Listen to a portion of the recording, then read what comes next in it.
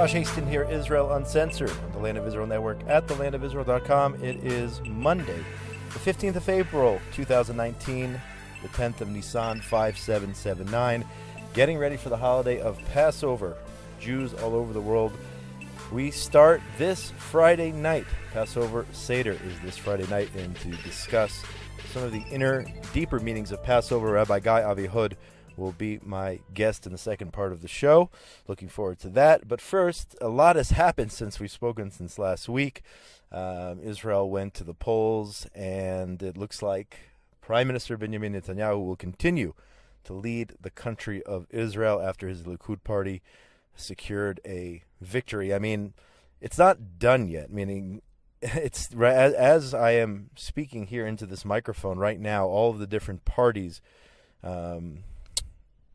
here in Israel are currently talking to President Rabbi Rivlin, recommending who they should be the next prime minister of the state of Israel. But unless there's some kind of crazy major surprises, the majority of MKs in the Knesset, through their party heads, will nominate Prime Minister Netanyahu to be Israel's next prime minister. So that is all going on literally today. All the parties are meeting with President Rabbi Rivlin. The Jerusalem Post yesterday reported that the blue and white party leaders, Benny Gantz and Yair Lapid, will not be joining a unity government with Likud. Remember, both parties said throughout the election that there would not be a unity government, despite, regardless rather, of who would win the election. But blue and white is sticking to it for now. Something I don't like was a statement made by Yair Lapid. And remember, if you followed the election, when the exit polls were released, blue and white looked like they were going to win. But in the end, Netanyahu went ahead. But Lapid said the following: facing injustice, corruption, and the abandonment of the weak, we will make them miserable. Them referring to Likud and those who join the government, because that is exactly the opposition's job, and I'm not taking even one letter back. So Yair Lapid saying that he's going to spend the next 4 years, if he's not, in fact, as this report indicates, not part of the coalition, the blue and white party, that he's going to spend 4 years making the jobs difficult, the lives miserable of those in the coalition. But I would think that even from the opposition, you would rather say something like, even though I'm in the opposition, my goal over the next 4 years is to better the lives of the people of the state of Israel. So there's definitely some ill will there on the part of Lapid, but I think it's a mistake to lash out in defeat instead of accepting the reality and maybe saying, I'm from the opposition, from those benches, we're going to do what we can to improve lives for Israelis. Because the blue and white party, they did get 1 million votes. 1 million Israelis did vote for the blue and white party. And not enough to form a coalition based on the right versus left realities here in Israel. But I think that's a mistake to use that platform instead of saying that he's going to do good for the people here in Israel. As you may or may not know, the Prime Minister Netanyahu, just days before the election, talked about hopefully the fact that Israel will look to annex the Jewish communities in Judea and Samaria, which is a long time coming. Hopefully that will be the case. Nevertheless, Israel's friends in the Democratic Party warned against the annexation. This also reported by the Jerusalem Post. 4 of the strongest supporters of Israel among House Democrats issued a rare public statement Friday warning against a possible move by Israel to annex what they call the West Bank, Judea, and Samaria. And it lists those 4 here. But one thing I don't understand is, we've gone down that road for 25 years, and the voters have certainly spoken here in Israel that they favor annexation. We paid the price reaching out for peace back in Oslo and through the pullout of Gaza. And what did we get? We got terror and war and dead Israelis, dead Jews. So why would anybody question a change in strategy? It hasn't worked. Oslo failed. The pullout from Gaza failed. Let's do something different. Let's annex Judea and Samaria, not even taking into consideration that this is our ancestral heartland. At the same time, 9 Jewish groups have called on U.S. President Trump to stop Prime Minister Netanyahu from carrying out his campaign promise to annex parts of Judea and Samaria. This reported by JNS.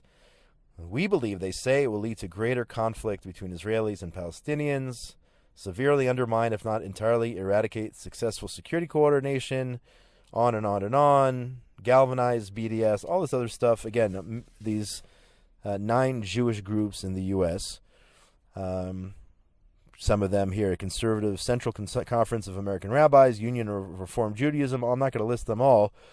But basically what they're doing is they're saying that they don't respect the Israeli democracy because the people of Israel voted.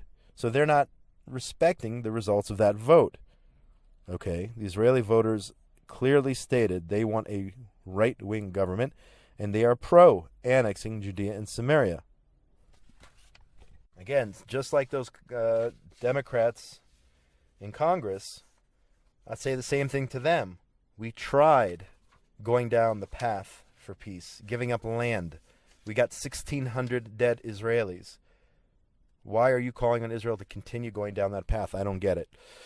Nevertheless, people upset about the Netanyahu victory and upset that Israel, hopefully, if he upholds his campaign promise, the Prime Minister will seek to annex Judea and Samaria.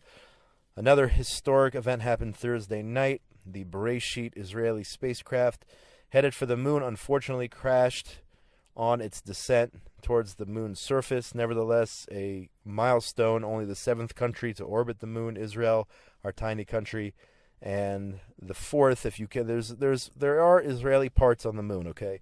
It wasn't what they wanted. It wasn't a complete success, but there are parts made in Israel now up on the moon. Morris Khan, the main benefactor of the project, announced in a press gathering the other day that there will be, in fact, a second launch to the moon, calling the spacecraft the project Bereshit 2. So he is determined, is this Morris Khan, to continue on Israel's journey towards the moon, and this guy is determined. He's an unbelievable person, and it was an unbelievable attempt. They came up just short of the results desired. Nevertheless, the second Bereshit will be launched. I don't know, it may take a couple of years, but Israel will... the Soviet Union, by the way, they failed. I looked it up. They failed their first time also, headed towards the moon. So it's nothing to be ashamed of. We will get there. Before we get to Rabbi Guy Avihod, just one other story showing once again that Israel is truly a light unto the nations. Israel on Saturday dispatched a team of firefighters to help squelch a blaze raging in Ethiopia's Simeon mountain range, reported by Times of Israel. A delegation which landed in Addis Ababa Sunday morning consists of 11 firefighters, rescue officials, including an expert in aerial firefighting. The delegation's being led by Tzion Shenkar, who was actually born in Ethiopia, was the Israel Defense Forces' first ever battalion commander from the Ethiopian community. One small little country, our small little country, helping others all over the world. That is the state of Israel. We're going to take a short break, come back with Rabbi Guy Avihod from Haboidim in Jerusalem talking about Passover. You're listening to Israel Uncensored on the Land of Israel Network at thelandofisrael.com. My name is Josh Hasten, and hope you're enjoying the show. Shout out to Benjamin Bresky, our engineer, and Tabitha Epstein, who works behind the scenes to make these shows a reality. It is Monday, the 15th of April, 2019, the 10th of Nisan, 5779. We'll take a short break. Come right back with Rabbi Guy Avihod. Remember always, said President Franklin Delano Roosevelt, that you and I especially are descended from immigrants and revolutionists. We look for a younger generation that is going to be more American than we are. Now, I don't know that I could say I'm more American than FDR, but I can say that I'm a descendant of immigrants, and I've got more than a little bit of the revolutionist in me, because I'm Rav Mike Boyer, and this is The Jewish Story. Join Rav Mike Foyer for the best Jewish history podcast, The Jewish Story, on the Land of Israel Network at thelandofisrael.com. And we are back. Josh Hasten here. Israel Uncensored on the Land of Israel Network at thelandofisrael.com. It is Monday, the 15th of April, 2019, the 10th of Nisan 5779, and Jews around the world are getting prepared to celebrate the holiday of Passover starting this Friday night. And it is a wonderful time to be here in Israel. I am here in Jerusalem, and just driving through the streets of Jerusalem. The streets are packed. The parking lots and the malls are packed. People are getting ready for the holiday celebration. You know, it is the most kept holiday, Passover Seder night, actually, where I believe about 90% of Israelis have a Seder, a Passover Seder in one form or another, whether you are Orthodox or traditional or religious or secular, whatever, any way you want to define yourself. It is the most celebrated evening on the Jewish calendar. So it's a beautiful time to be in Israel, by the way. And I know thousands of tourists do, in fact, come and join us here in Israel for Passover. It's been a while since we've had him on the program, our scholar in residence, Rabbi Guy Avihod, who has two stores in Jerusalem called Haboidim. They are second-hand clothing stores, one in Talpiot, in the Talpiot neighborhood, and one in the center of town. And what these stores do, not only do they sell beautiful, wonderful second-hand clothes for great prices, but they give opportunities for people with different mental disabilities, give them opportunities towards employment. So it's an unbelievable chesed, act of kindness, which Rabbi Guy has undertaken. And it's wonderful to have him back on the show, our scholar in residence, Rabbi Guy. How you doing, Josh? Haven't seen you in a long time. It's been a long time since we had our scholar in residence on the program. I'm glad he's back, especially here for this wonderful holiday of Passover. Rabbi, what are your plans for this wonderful... It's usually a 7-day festival, but because Shabbat is the last day, it's actually an 8-day holiday, basically, this year. What are your plans for Passover? Well, spending time with family. My brother actually is coming from America, so we're going to see him again. It's this is what Passover is all about. It's time for family. It's time for passing down all the joy and the holiday traditions from one generation to another. So I'm really looking forward to that. And for those who aren't maybe not aware of the deeper meaning of Passover, the holiday, all the symbolism involved, the unleavened bread, the matzahs, and the bitter herbs. I mean, I'm just describing some of the things at the Seder. Give us a little insight as to what it all boils down to for those who maybe have not had the experience or the privilege of celebrating. As I mentioned before, I think it's 90%, at least of this country, people have a Seder at least on the first night. But what does it all boil down to? Well, it's all a celebration of our people leaving Egypt and becoming a free nation. And I think it's something that we all strive for. And it's based on a story. It's a nice story. It's a story of how people of Israel, after they were in Egypt for hundreds of years, then there were the 10 plagues, and the Egyptians were forced to let them go. And then when the Jewish people, when we were let go from slavery, from enslavement, what we did is we went out to the desert and we received the Torah, the Holy Torah from God at Sinai. And then we made the journey and we came to Eretz Israel, we came to the land of Israel. And I think that it's a journey that each one of us does on many different levels. We're always enslaved to things. If we're worried about our what's our next.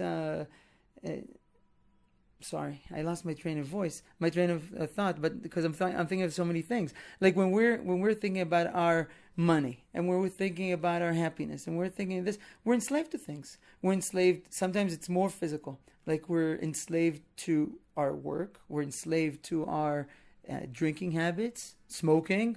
There's many things that we're enslaved for.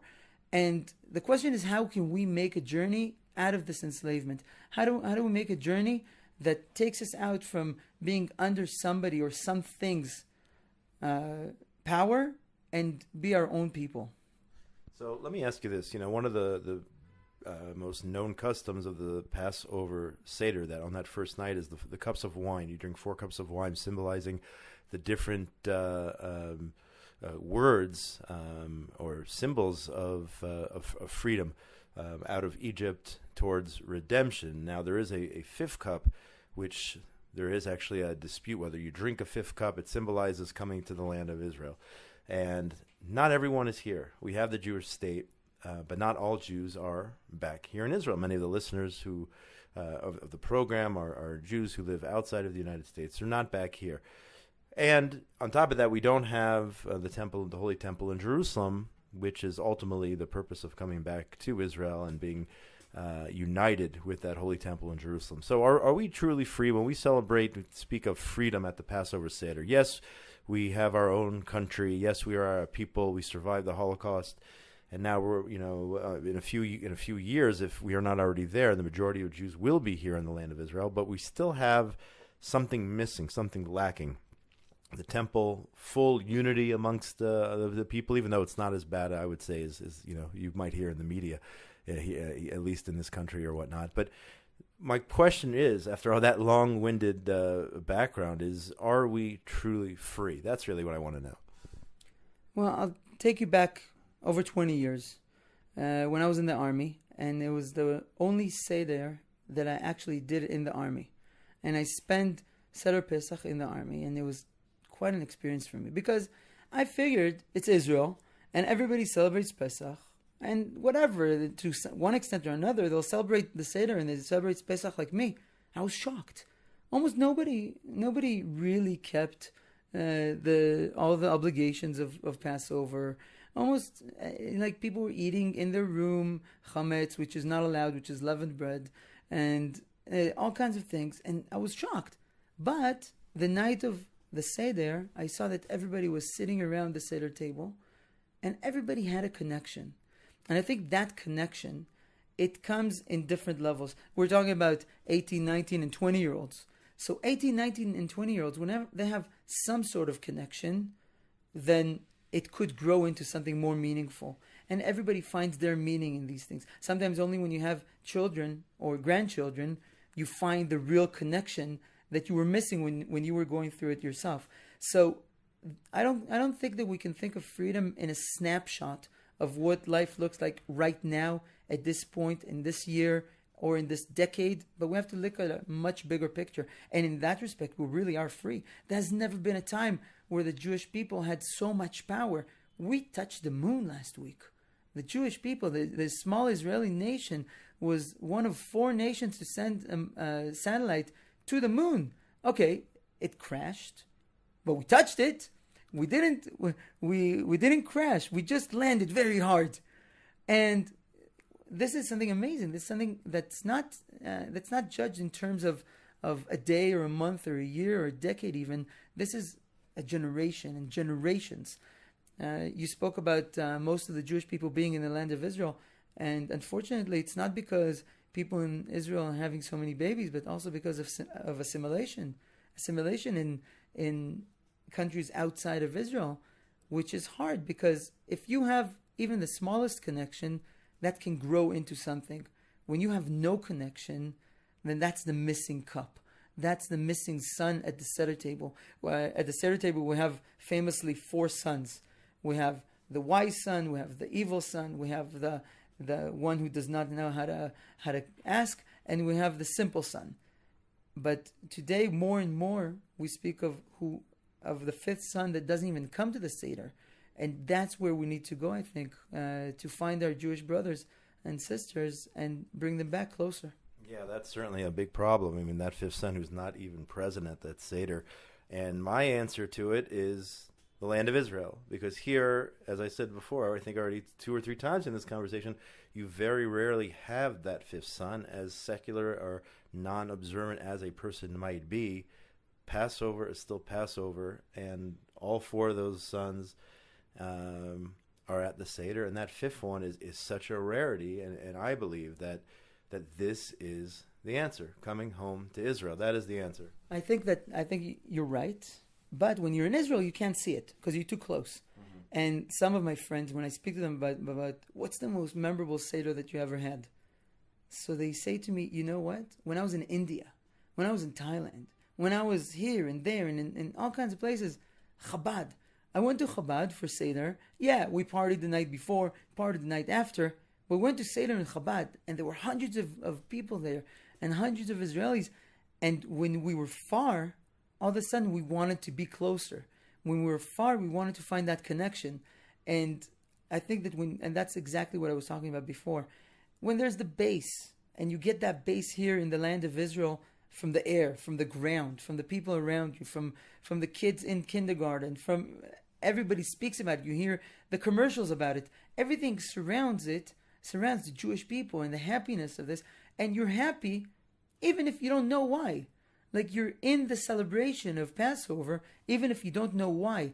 And then when you discover why for yourself, then it's real. And you have to have a base. That's what we're talking about. Speaking of most memorable Passovers, mine would have to be 2002. It was just after I made Aliyah. I immigrated to Israel. And unfortunately, on Seder night, a terrorist went into a hotel and murdered 30, mainly Holocaust survivors in Netanya.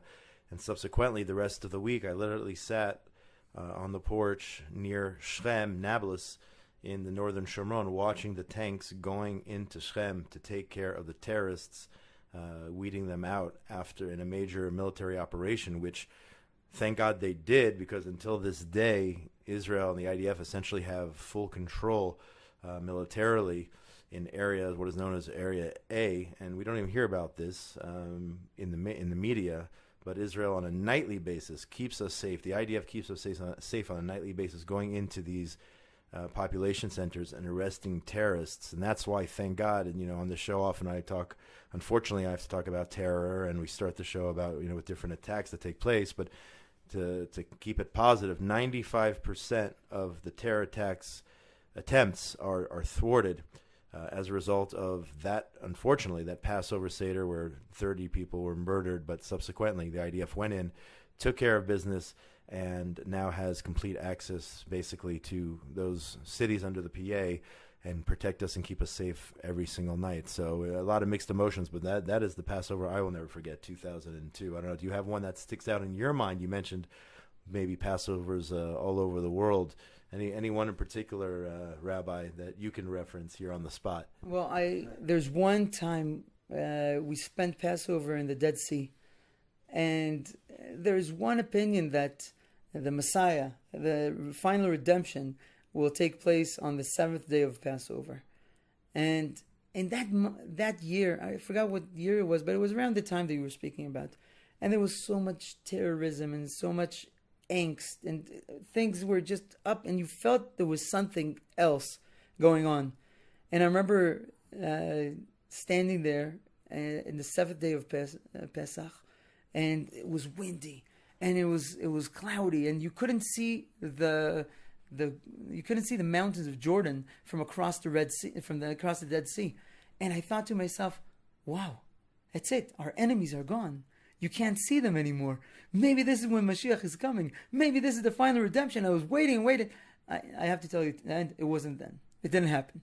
But I really remember getting into it, and I was very disappointed it didn't happen, because we felt like that's it. This is the time. And it leads me to thinking about perspective again. And one of the things about perspective is that if you look at one of the foods that we eat during Passover is the charoset. Every family does it different. Do you have a hard charoset or a soft one? How do you do it in your house? That's too complicated for me. I just eat it. I don't know. Hard, soft. It's not the Sephardic traditional, I guess, hard one. No, it's more. I think it's more of the soft one with the nuts and right. Do you put wine for sure. Yeah. So there's different recipes, and many of them take wine, and some have fruit and nuts, and you have all these kind of things, all these goodies. And it's supposed to sweeten up the bitter herbs. Now, why do we eat this charoset? Because it reminds us of the mortar that we used when we built the cities for the Egyptians. Now, with all due respect, that is very weird. How do we take something that was so bad and we turn it into something sweet? And the truth is, it's a matter of perspective.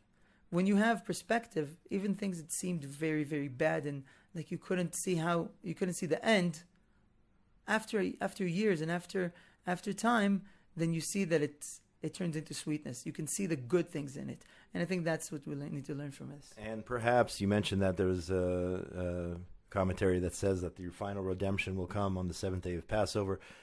Maybe it'll happen this year, so let's hope and pray for that. Rabbi Guy Avihod from Haboidim. Go check him out on social media, on Facebook. Come visit one of his 2 convenient locations in Talpiot in Jerusalem, also in the center of town, Kikar Tzion, where it's just an unbelievable project. Watching people right now coming in into the store here, doing some Passover shopping, secondhand clothing at a reasonable price, and also at the same time giving people with mental disability the opportunity to go back to work.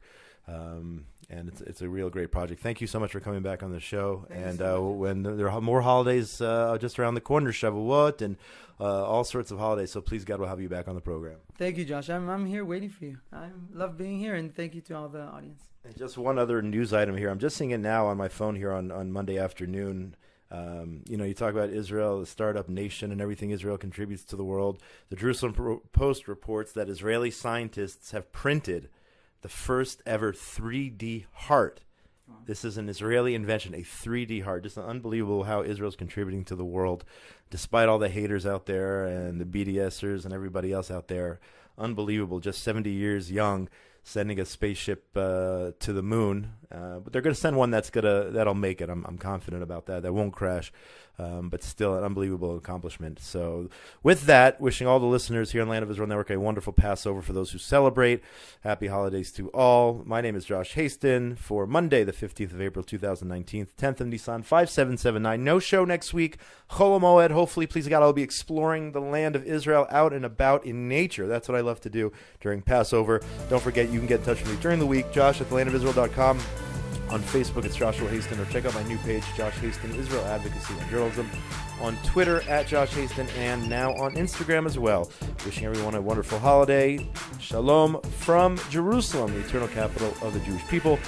Most importantly, between now and when we speak again in 2 weeks from now, everyone out there in the wonderful, wonderful world of ours, be safe. Shalom, shalom.